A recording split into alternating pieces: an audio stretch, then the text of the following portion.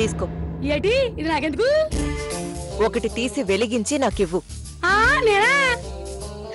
నేను ఎప్పుడే సిగరెట్ కాల్చలేదే, చుట్టే అలవాటు. అది కూడా మనకి 10 సంవత్సరాలు అయిపోయింది. చుట్ట కంటే ఇది బెటర్ గానే ఉంటుంది, కానీ వెలిగించు. వెలిగించవే. స్టైల్ గా వెలిగించు. స్టైలు? ఇదేనా చుట్టేటి స్టైల్ వెలిగించడానికి?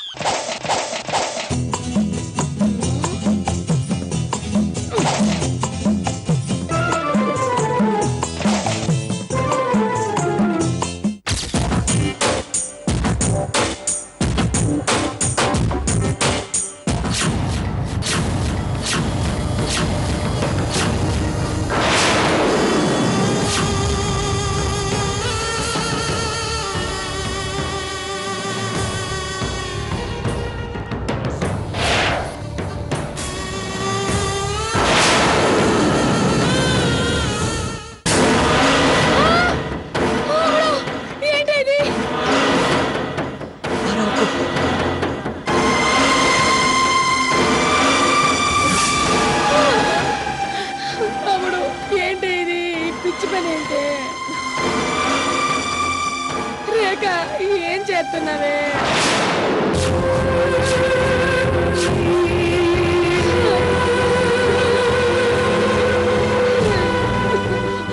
ఏంటి రేఖ, ఏంటమ్మా ఇది?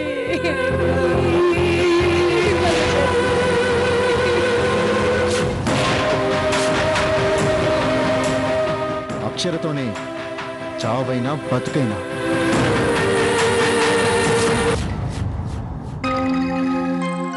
ఎక్కడికండి? బయటికి. ఇంకా ఆఫీస్కి టైం కాలేదుగా. అంటే ఏంటి అక్షర, ఆఫీస్కి టైం కాకపోతే నీ ఎదురుగా కూర్చొని కబుర్లు చెప్పమంటావా? ఇప్పుడు నేనేమన్నానని అంత కోపం?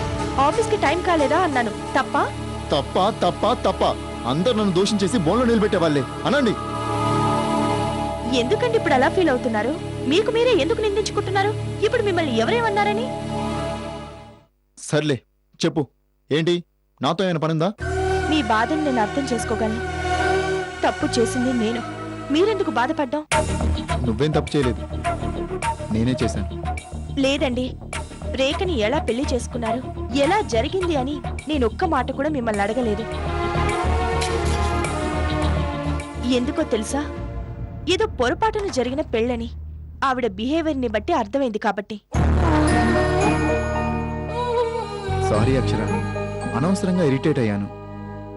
అమ్మయ్యా, మీ కోపం పోయింది కదా, అది చాలు నాకు. నేనే ఆ రోజు నిజం తెలుసని చెప్పి ఇన్ని గొడవలకి కారణమయ్యాను. పదే పదే ఎందుకలా అనుకుంటావు? వదిలే. సరే, నేను వెళ్తా అక్షర. ఎందుకు అలా నవ్వారు? ఏం లేదులే. పర్లేదు చెప్పండి. అబ్బా, వదిలేమని చెప్పానా? వదల్ను. ఆ నవ్వు మామూలు నవ్వు కాదు. విషయం ఏంటో చెప్పండి. ఏం లేదు అక్షర, పెళ్లి కాకుండా కాలేజీలో చదువుకునేప్పుడు 2 పెళ్లిళ్ళు చేసుకున్న వాళ్ళని చూస్తే చిన్న రొమాంటిక్ ఫీలింగ్ కలిగేది. కానీ ఇప్పుడు తెలిసింది అది ఎంత నేరమో. అంటే ఏంటి? మీరు దాన్ని కూడా పెళ్ళాం కింద లెక్క కడుతున్నారా? అలాంటి ఆలోచన ఉంటే చెప్పండి, ఇప్పుడే సూట్ కేసు సర్దుకుని మా ఇంటికి వెళ్ళిపోతాను. అంత లేదు తల్లి, వదిలేయ్. ఏమో, ఆవిడ గారి మీద ప్రేమ పెరిగి మర్చిపోలేక రాత్రులు మందు కొడుతున్నారేమోనని నా డౌట్. ఓకే, లైట్ తీసుకోండి. ఊరికే అన్నాను. పదండి, గుడికెళ్దాం. లేదురా, చిన్న పనుంది, నువ్వెళ్ళు. మస్తాన్ గారికి చెప్తా, వాడు తీసుకెళ్తాడు. సరే, బాయ్ రా. బాయ్. ఆ సైతాన్ లేకపోతే ఎంత బాగుండేదో. దాని పీడ ఎప్పుడు విరగడవుతుందో ఏమో.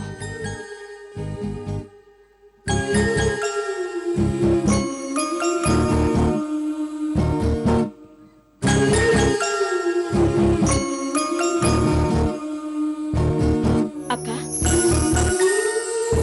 ఏమైంది? నా బిడ్డ నాకు దక్కడేమో అనిపిస్తుందమ్మా. ఏంటో మాటలు?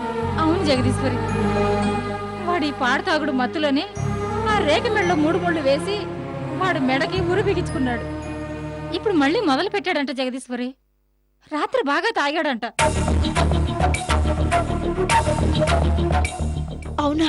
అవును జగదీశ్వరి, మస్తాన్ చెప్పాడు. సార్ని రాత్రికి పై గదిలోకి వెళ్లకుండా చూడండి అమ్మా, ఎక్కువగా తాగుతున్నాడు అని చెప్పాడు. బాధపడకక్క, ఏదో నిన్న గొడవ జరిగింది కదా, ఆ బాధలో తాగుంటాడు. అసలు వీటన్నిటికీ కారణం ఆ రేకే అత్తయ్య. ఆ సేన ఎప్పుడు వదులుతుందో ఏంటో. తప్పకుండా వదులుతుంది. నువ్వేం దిగులు పడకక్క, ఆ రేఖని ఎలాగైనా పంపించేద్దాం. నీ మీద భారం జగదీశ్వరి. ఏదో నిన్ను చూసుకొని ఇంకా నేను చావకుండా బతికున్నాను. ఏంటక్క ఆ మాటలు? చెప్పాను కదా దాన్ని పంపించేద్దామని. అప్పుడు నువ్వే కాదు, మనందరం సంతోషంగా ఉంటాం. అత్తయ్య, అత్తయ్య చెప్పారు కదా, అత్తయ్య మీద భారం వేసి మీరు వదిలేయండి.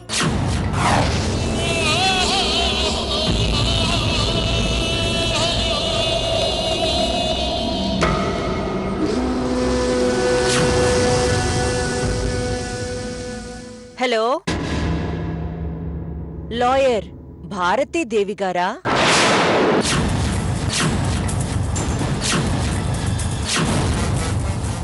నేనా? జగదీశ్వరి గారు తెలుసు కదా, జేకే ఇండస్ట్రీస్ చైర్పర్సన్. వారి కోడల్ని మాట్లాడుతున్నాను. రేఖ, ఎంత పని చేసావే, చెయ్యవే.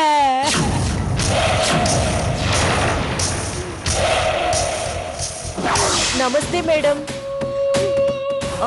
భారతి మేడం, నా జీవితం బుగ్గిపాలైపోయిందండి. మా ఆయన శాడిస్ట్లా సిగరెట్లతో కాల్చుతూ బ్లేడ్లతో కోస్తూ హింసిస్తున్నాడండి.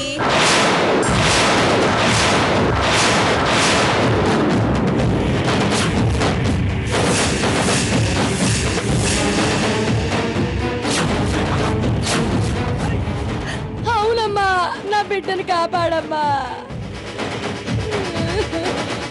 ఏడ్చేది మా పిన్నండి. అవునండి, జగదీశ్వరి గారింట్లోనే కాపురం ఉంటున్నావండి. భారతి మేడం, నాకు చనిపోవాలనుందండి.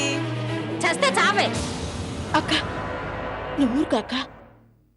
భారతి మేడం, నన్ను నరకం నుంచి బయటపడేస్తే చాలు. నాకు పెళ్ళనే వ్యవస్థ మీదే విరక్తి కలుగుతుంది. మగాడంటేనే అసహ్యం వేస్తుంది. మగజాతి దురహంకారానికి నిలువెత్తు నిదర్శనం మేడం మా ఆయన. Thank you madam. ఏంటి, కనీసం 10 ఏళ్లు జైలు శిక్ష?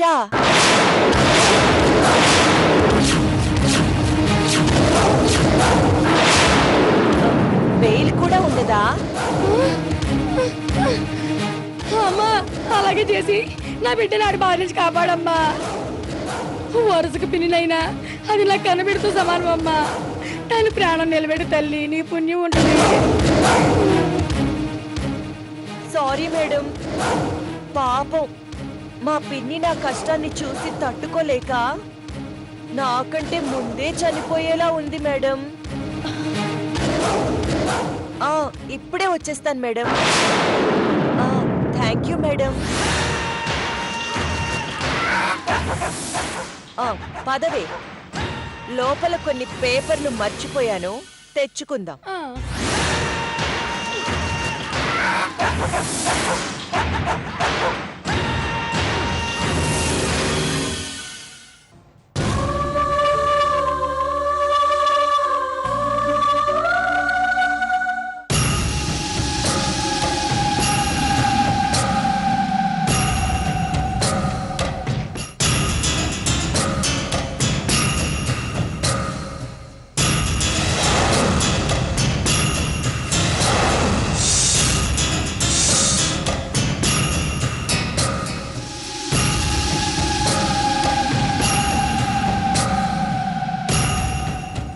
నేను అంకుల్ జగదీశ్వర్ని. బాగున్నారా? ఏం లేదు అంకుల్, మీరు సీనియర్ లాయర్ కదా, నాకు చిన్న క్లారిఫికేషన్ కావాలి. ఏంటంటే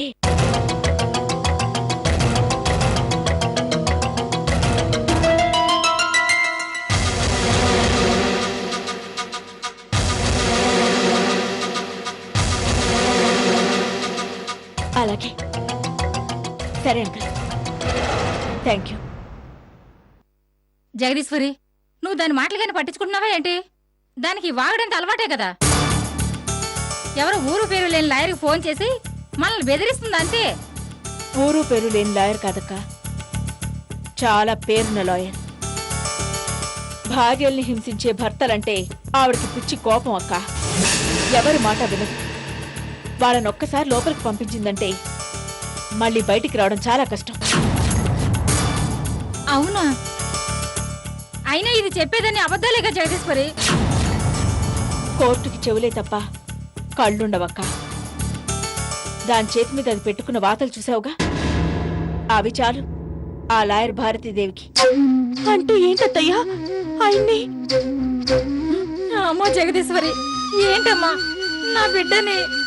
అక్క, ఏడ్చినంత మాత్రాన సమస్య పరిష్కారం అవుతుందా చెప్పు?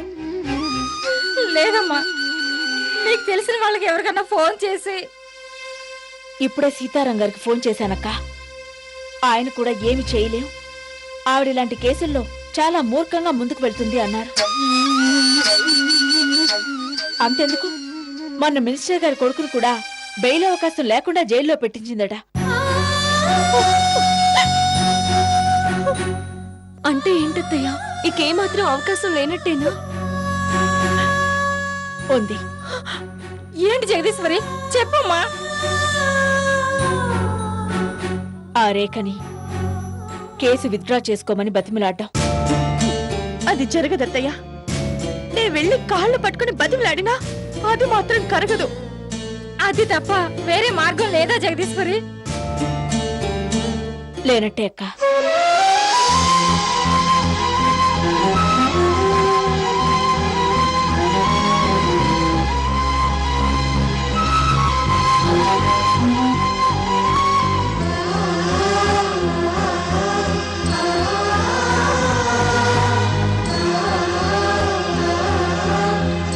అక్షరమా, అక్షరమా, నాగమణే, ఏ నాగమణే. ఓ, ఇది బయటికి పోయింది కదా. అక్షరమా, అక్షరమా, ఏందమ్మా గుడికి వెళ్దాం, బండి రెడీ చేయమన్నారు. గుళ్ళు గోపురాలు తర్వాత, ముందు నాకు అర్జెంట్ పనుంది, బండితి. అదేందమ్మా, ముందు అక్షరం గారు చెప్పారుగా, వెళ్ళొచ్చిన తర్వాత మళ్ళీ మిమ్మల్ని దింపుతాలే. మస్తాన్, నేను అసలే తిక్కలో ఉన్నాను. అనవసరంగా నాతో తన్నులు తినక ముందే బండితి. రే, ఏంట్రా ఇటు కారు తీయమంటుంటే అడు చూస్తున్నావు? ఆవిడ పర్మిషన్ కోసమా? మస్తాన్, తీసుకెళ్ళి నేను వెళ్తానులే. అలాగేనమ్మా, రండమ్మా. రేపటి నుంచి ఎటు కొంతమందిని చెంచల్ కూడా జైలు దాకా ఎలాగో నువ్వు డ్రాప్ చేయాల్సి వస్తుందిలే మస్తాన్.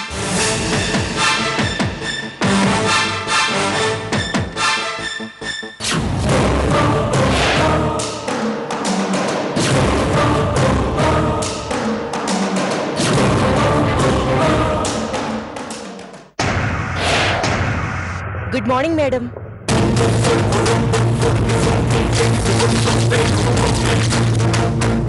రేఖ కదూ? అవును మేడం, దురదృష్టపు రేఖను. కట్టుకున్నవాడున్నా అత్తారింట్లో కోడలుగా కాకుండా పని మనిషిగా బతుకు వెళ్లదీస్తున్న అభాగ్యురాల్ని మేడం. మా ఇంటి గడప తొక్కిన వాళ్ళెవరు అభాగ్యుల కారమ్మా. మీ బాధలన్నీ ఏ మాత్రం మొహమాటం లేకుండా నాతో చెప్పు. ఆహా రేఖ, ఇక నీ పంట పండింది. ఈవిడ స్ట్రిక్ట్ కదా, ఎంత పవర్ఫుల్ గా మాట్లాడుతుందో అనుకున్నాను. కానీ నేను చెప్పే కథలని ఈజీగా నమ్మేసేలా ఉంది. ఏంటమ్మా ఆలోచిస్తున్నావు? ఒకటి రెండు బాధలైతే తక్కువ చెప్పేయచ్చు మేడం. ఒక్కటా రెండా, నాకెన్ని బాధలు, ఎన్ని కష్టాలు మేడం. అందుకే ఎక్కడి నుంచి మొదలు పెడదామా అని ఆలోచిస్తున్నాను. చెప్పే ముందు ఇది చూడండి మేడం.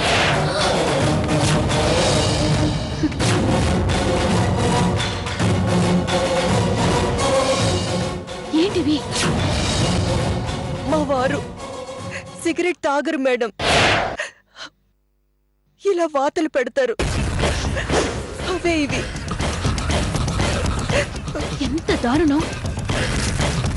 రోజుకి 3 ప్యాకెట్లు సిగరెట్స్ తో ఆయన చిన్నమ్మ నవ్వుతూ వాతలు పెట్టమంటే 3 ప్యాకెట్ల సిగరెట్స్ తో ఇలా కాలుస్తూనే ఉంటాడు మేడం. చిన్నమ్మంటే జగదీశ్వరిదేవే కదా? అవును మేడం. ఆవిడ చాలా జెంటిల్ విమెన్ అని విన్నానే. మా ఆయన కూడా చూడ్డానికి జెంటిల్మెన్ లాగే ఉంటాడు మేడం. అవును, ఆవిడికి కొంచెం ఇగో అని కూడా విన్నాను. Thank God. ఈవిడకు కూడా జగదీశ్వర్ అంటే ఒళ్ళు మంటన్నమాట. కొంచెం కాదు మేడం, ఆవిడికి నిలువెల్లా అహంకారమే. ఆవిడ ఆ పొజిషన్లో ఉండి ఇలా చేయడం దారుణం. దారుణమే కానీ నేరం కాదా మేడం? నేరమే కాదు, ఘోరం కూడా. బెయిల్ కూడా దొరకనంత నేరం. అంటే ఇప్పుడు మా ఆయన్ని, మా చిన్నత్తని, పెద్దత్తని కూడా బెయిల్ లేకుండా ఒక్కరనేమిటి, నిన్ను బాధ పెట్టిన వాళ్ళంతా లోపలికి వెళ్తారు. కానీ నీ మాటే విన్నాను. రేపు నేనే నేరుగా మీ ఇంటికొస్తాను. ఇంటికొస్తే కొంప కొల్లెరొద్దే తల్లి. ఇంటికా? ఇంటికే వచ్చి వాళ్ళందర్నీ నిలదీసి అక్కడే వాళ్ళ స్పాట్లోనే అరెస్ట్ చేయిస్తాను. ఆ జగదీశ్వరికి నేనేంటో చూపిస్తాను. Thank you madam. రేపెప్పుడొస్తారు? ఉదయాన్నే వెళ్ళేటప్పుడు నీకు పేపర్స్ ఇస్తాను. వాటి మీద సంతకాలు చేసుంచు. అలాగే మేడం. పద, పేపర్స్ ఇస్తాను. పని ఇంత ఈజీగా అయిపోతుంది అనుకోలేదు. ఈవిడికి ఫీజు 1 కోటి రూపాయలు ఇచ్చినా తక్కువే.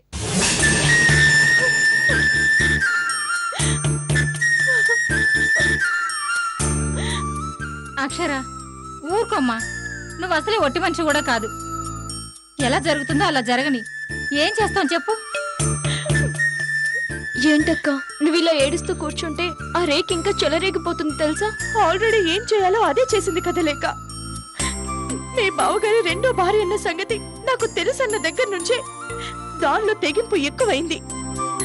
అవును, అనవసరంగా చెప్పావు. ఇప్పుడు చూడు.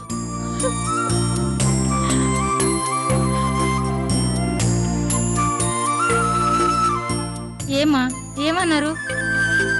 లాభం లేదన్నారు. కోర్టుకు వెళ్ళాక లాయర్ వాదన వినిపించడమే కానీ ఇప్పుడు మాత్రం మన చేతుల్లో ఏమీ లేదన్నారు. అంటే నా బిడ్డకి జైలు తప్పదంటావా? కార్తికేయ కాదక్క, నేననుకోవడం మనం కూడా వెళ్ళక తప్పదు. అదేంటి, మనం ఎందుకు వెళ్తాం? అరే ఏంటక్క అలా మాట్లాడతావు? ఆ రేఖ ఏమైనా సామాన్యురాలనుకున్నావా? కేసులో మన పేర్లు కూడా రాసుంటుంది. రాసినంత మాత్రాన తీసుకెళ్లిపోతారా ఏంటత్తయ్య? చట్టం మన వైపు ఉండగా అదే ఆడవాళ్ల వైపు ఉన్నందుకు ఒక్కోసారి సంతోషంగా అనిపించినా ఇలాంటి సమయాల్లో మాత్రం చిరాకు అనిపిస్తుంది. అవునత్తయ్య, ఇలాంటి కేసుల్లో మగవారిని అస్సలు పట్టించుకోరు. భర్త ఎంత మంచివాడైనా అతని మీద కోపంతో ఇలాంటి కేసు పెడితే కనీసం అతన్ని ఒక్క మాట కూడా అడగకుండా స్టేషన్కి తీసుకెళ్తారు. సరే, ఇప్పుడు చట్టాల సంగతి దేనికి గాని ఇప్పుడు మనం ఏం చేద్దాం జగదీశ్వరి? నాకు అప్పుడే గుండెల్లో దడ మొదలైంది. అక్క నువ్వు టెన్షన్ పడుకో, ముందది రావాలిగా, రాని.